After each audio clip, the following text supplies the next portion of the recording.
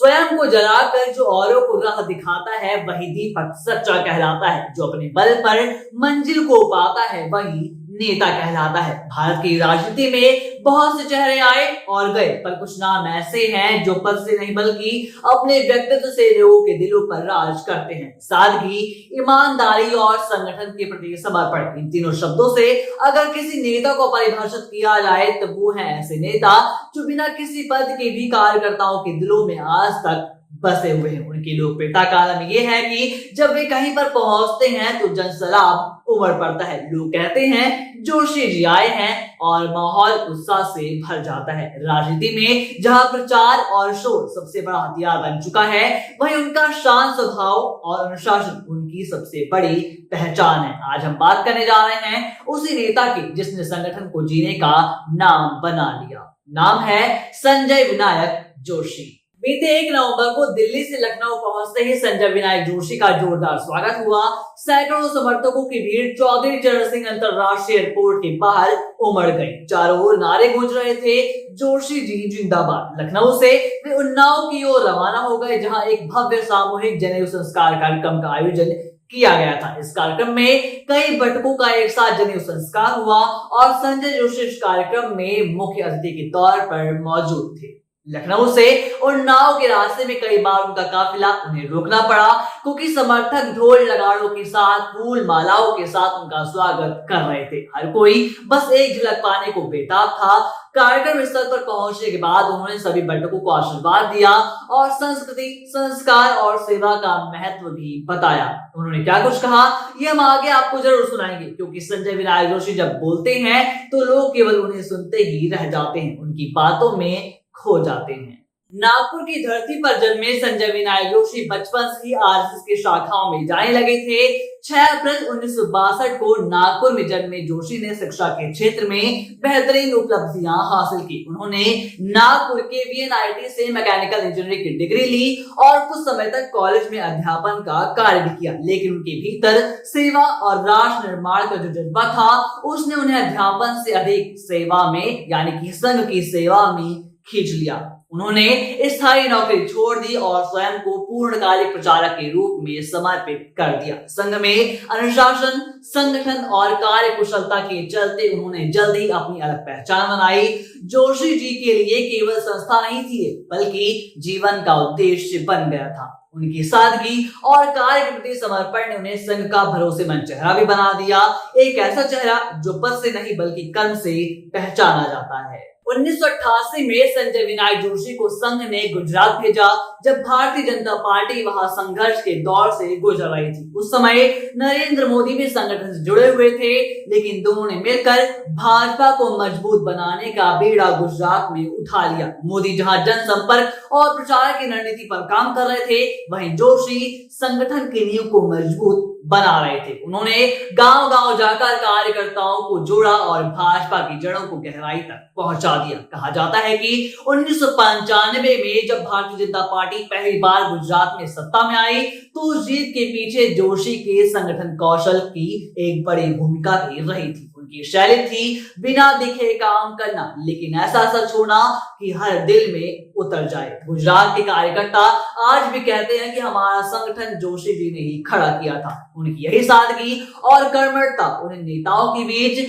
Silent strategy बनाती है। गुजरात में मिली सफलता के बाद 1998 में जोशी को भाजपा का संगठन महामंत्री भी बनाया गया। उनकी संगठनात्मक क्षमता ने पार्टी को नई ऊर्जा से भर दिया। वर्ष 2001 में उन्हें दिल्ली बुलाया गया और सिर्फ 39 साल की उम्र में वे राष्ट्रीय संगठन के महामंत्री भी बन गए, जो कि अपने आप में एक रिकॉर्ड था।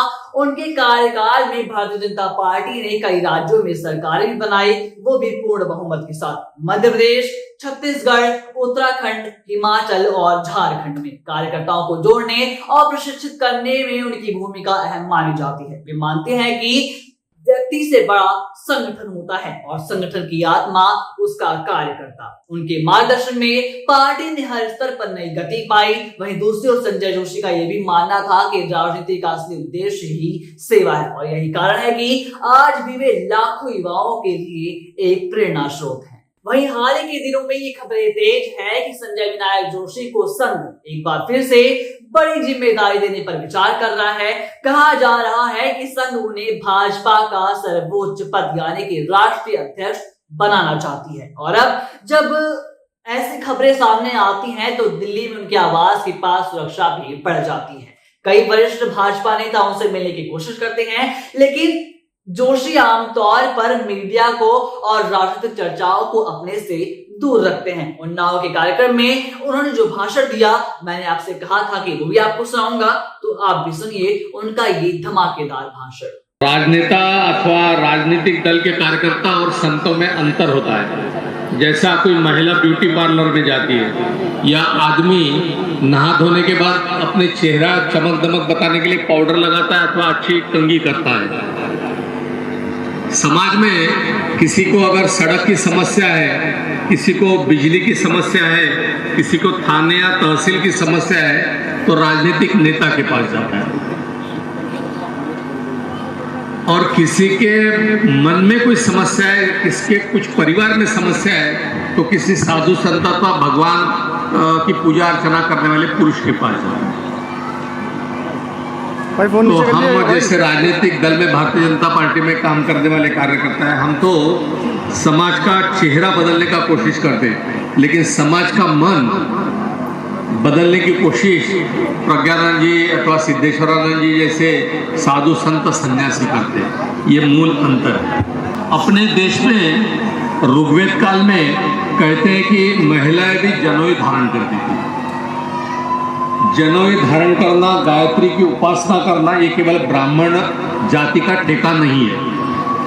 आज भी देश के अलग अलग प्रांतों में अलग अलग जाति बिरादरी के लोग भी गायत्री की उपासना करते, गायत्री मंत्र धारण करते, जनोई धारण करते। ये ठीक है कि ब्राह्मण समाज ये ब्रह्म की पूजा करने वाला, ब्राह्मणत्व मतलब ज्ञान की पूजा करने वाला व्यक्ति माना जाता है, इसलिए वो ब्राह्मण कहलाता है। लेकिन आज की समाज की रचना में सभी बिरादरी ज्ञान की चिंता करता है, ज्ञान की उपासना करता है, सरस्वती की साधना करता है। इसलिए ये मानकर चलना कि केवल ब्राह्मण समाज ही करे, ये जरूरी नहीं। बहुत बार हम देखते हैं जो सही अर्थ में जनोई धारण करके मल मूत्र विसर्जन के लिए जाते हैं तो कान पे जनोई बांधते हैं। साइंस के दृष्टि से, मेडिकल साइंस के दृष्टि से जनोई जो बांधता है ना, तो एक प्रकार का एक्यूप्रेशर का काम करता है, जिससे मल मूत्र विसर्जन की क्रिया सुचारू और सहज सरल है। और जो नियमित रूप से जब मल मूत्र विसर्जन के लिए करता है, तब उसको ना तो कभी किडनी स्टोन होता है, ना कोई मूत्र से संबंधित मूत्रिपिंड की अथवा गुदाद्वार की कोई समस्या है। अभी आजकल कोई व्यक्ति शादी के एक दिन पहले भी जनोई धारण करने के एक फॉर्मेलिटी की विधि करने लगा। पहले अपने यहाँ समाज में 4 प्रकार के आश्रम होते थे: ब्रह्मचार्य आश्रम, गृहस्थाश्रम, वानप्रस्थाश्रम, संन्यासाश्रम। ब्रह्मचर्य आश्रम में पढ़ाई के लिए जब बालक जाता था, तब ये जनोई धारण करने की, गायत्री की धारण करने की, गायत्री जप करने की विधि से ये यज्ञोपवीत कार्य उसका आश्रम में पढ़ाई लिखाई शुरू होती थी। हम भगवान राम की पूजा करते तो राम का मंत्र जपते हैं। हम भगवान कृष्ण की पूजा करते हैं तो कृष्ण का जाप करते हैं। हम दुर्गा देवी का साधना करते हैं तो दुर्गा देवी के मंत्रों का जाप करते हैं। आखिर ये गायत्री मंत्र है तो किस भगवान का मंत्र है? गायत्री को वेद माता कहते हैं। चारों वेद जो है उनकी ये माता है, महालक्ष्मी गायत्री माता को मानता है।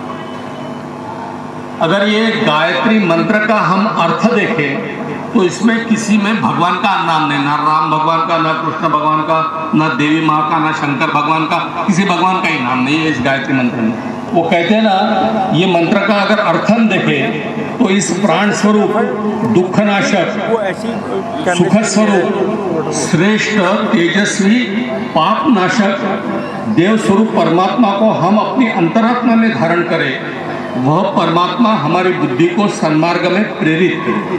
कोई गायत्री मंत्र अथवा गायत्री की उपासना किसी अपने भगवान से कोई संबंधित है, ऐसा नहीं है। कोई माली पौधा नहीं उगा सकता।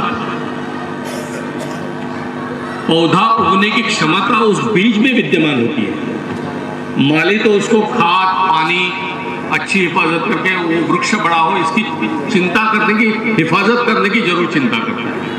वैसा ही ये गायत्री की उपासना, गायत्री मंत्र का जाप, गायत्री मंत्र का पुरस्चरण रोज करने के कारण हम अपने अंदर तेज बढ़ाते हैं और ये तेज बढ़ा हुआ तेज हम अपने दैनंदिन जीवन में एक अच्छे व्यक्ति के रूप में आगे बढ़ने के लिए सहायक होते हैं। अगर आपको हमारी ये वीडियो पसंद आई हो तो वीडियो को लाइक करिएगा, चैनल को सब्सक्राइब करिएगा और हाँ, अटल टीवी के साथ जुड़े रहिए।